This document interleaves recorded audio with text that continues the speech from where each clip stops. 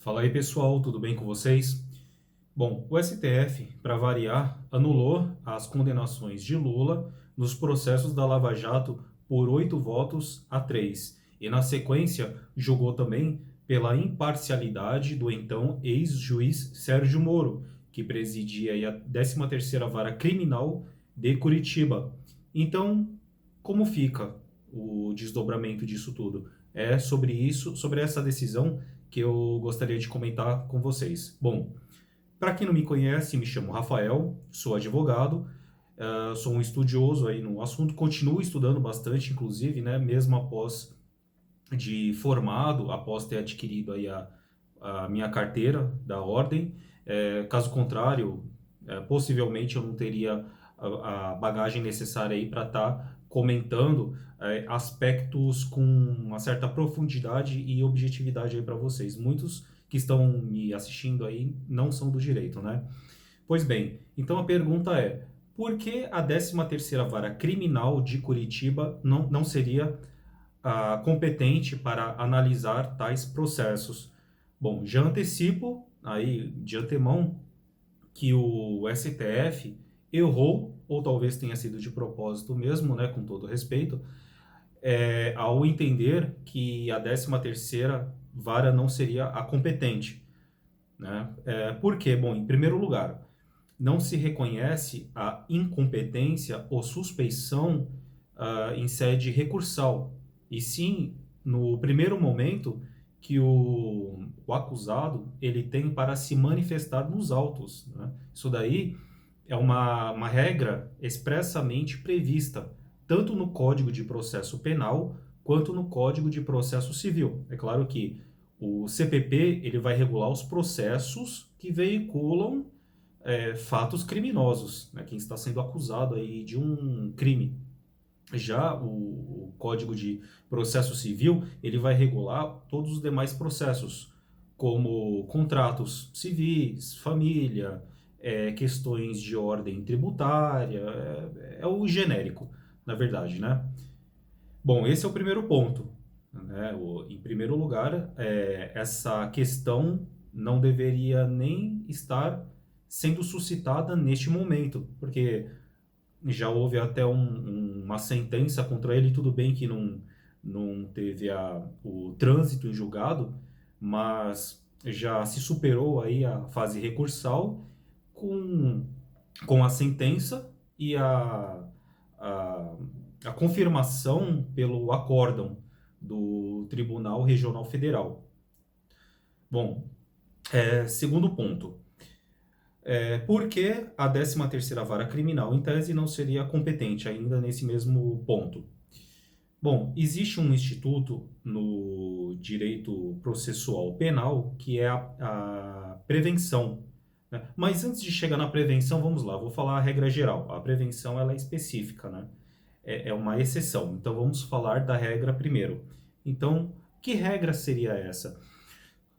Quando alguém comete um crime, ele será processado e julgado. Mas quem seria o juiz competente para avaliar a situação?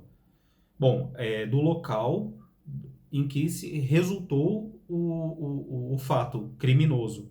Então, se foi na cidade de São Paulo, por exemplo, o juiz competente será em algum dos fóruns criminais de São Paulo.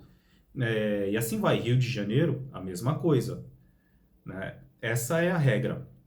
Então, o sujeito ele cometeu um roubo na cidade de Curitiba, né? O juiz competente será, respectivamente, de Curitiba. Tá? O problema começa a ficar mais complexo quando o crime ele se estende para mais de uma cidade, né? A gente, quem é do direito, fala de comarcas. Então, comarcas, cidades aí são sinônimas.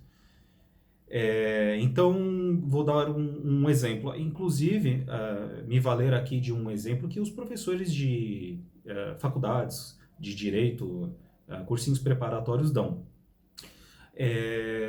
Santos, que é uma cidade no litoral paulista, e São Vicente, né? Ambas aí são vizinhas. né? Para quem conhece aí, quem está ali no trajeto de carro, no calçadão, basta passar ali por um morro que sai de São Vicente e entra na cidade de Santos ali, né? Então vamos supor que houve um sequestro na cidade de São Vicente, né? Então o sujeito ele foi sequestrado ali, colocado no veículo e mais levado até a cidade de Santos para um cativeiro, né? Então há duas cidades envolvidas. A pergunta é: qual dos dois juízes seria o competente para analisar, apreciar o processo aí, o fato criminoso de sequestro? Seria o de São Vicente ou de Santos? Então, para resolver isso, né, o direito ele se utiliza da prevenção, tá? Então, o que é a prevenção? É quando é o primeiro juiz que tomar conhecimento do fato. É aquele que primeiro receber a denúncia escrita lá pelo promotor de justiça, né? Porque cabe ao Ministério Público, por meio do promotor de justiça, confeccionar uma denúncia, né, relatando ali todo o ocorrido e também se valendo dos elementos de investigação do delegado da Polícia Civil, né, e por meio da confecção dessa peça a ser oferecida para o juiz. Aí, no momento que ele receber, ele fica prevento. Mas qual juiz? De uma cidade ou do outra? Tanto faz, é aquele que receber primeiro. Aí que está o ponto. É o que receber primeiro. Então, os dois juízes seriam competentes? Sim, sim, qualquer um dos dois. Embora aquele que tenha recebido primeiro, se for o de Santos, né, ele vai ser o juízo competente para, em regra, conhecer aquele processo e praticar os atos de praxe ali que são devidos, né, conforme manda a lei processual. Pois bem, eu dei esse exemplo para justificar do porquê tudo começou na 13ª Vara Criminal de Curitiba.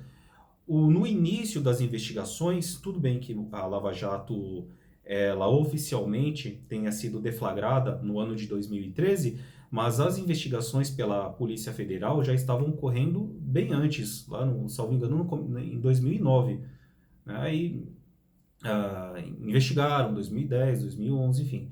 E uma das pessoas, dos investigados centrais aí, foi um tal de Alberto Youssef, um doleiro que era contratado para fazer lavagem de dinheiro, também tido como crime, né?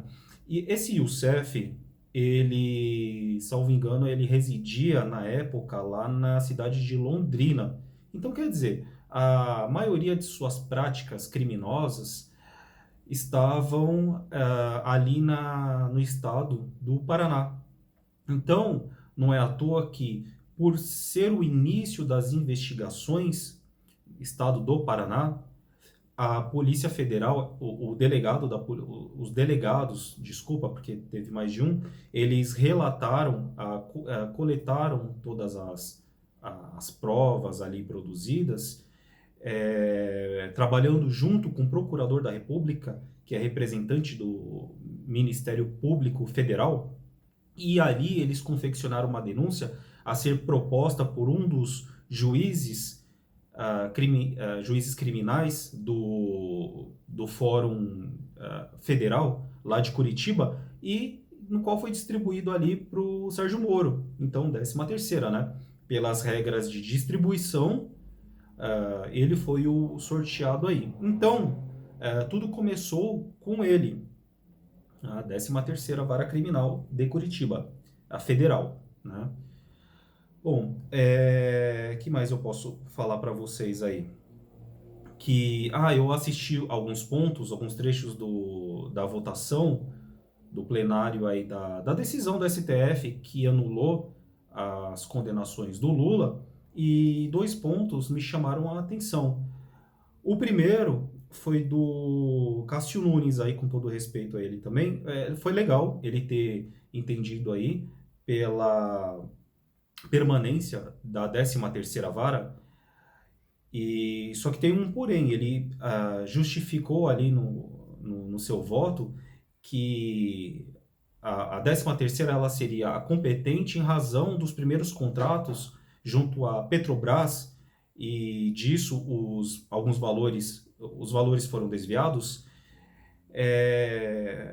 Porém, a assinatura de contratos ocorreram em vários pontos do país, em especial Brasília, São Paulo e até Rio de Janeiro, né? E com muitas pessoas aí envolvidas. Então a questão aí foi pela prevenção e não necessariamente o primeiro contrato assinado, né? Porque, como eu bem expliquei para vocês, em razão da prevenção e da competência relativa, que é territorial, qualquer um dos juízes que primeiro tivesse recebido a denúncia, seja São Paulo, Brasília ou Curitiba, teriam sido igualmente juízes competentes, né? Mas calhou de ser com o Sérgio Moro, entenderam? Bom, o segundo ponto foi com, salvo engano, o Lewandowski, que ele até mencionou que em razão da prevenção tinha que ser lá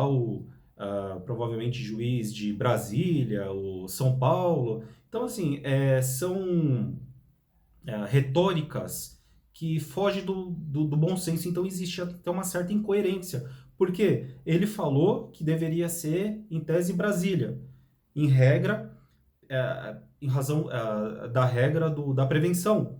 Mas quem foi o primeiro a receber a denúncia foi o Sérgio Moro. Então, como seria Brasília ou São Paulo?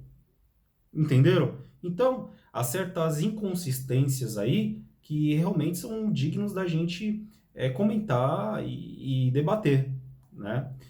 Bom, pessoal, eu espero que vocês tenham gostado e vejo vocês na próxima.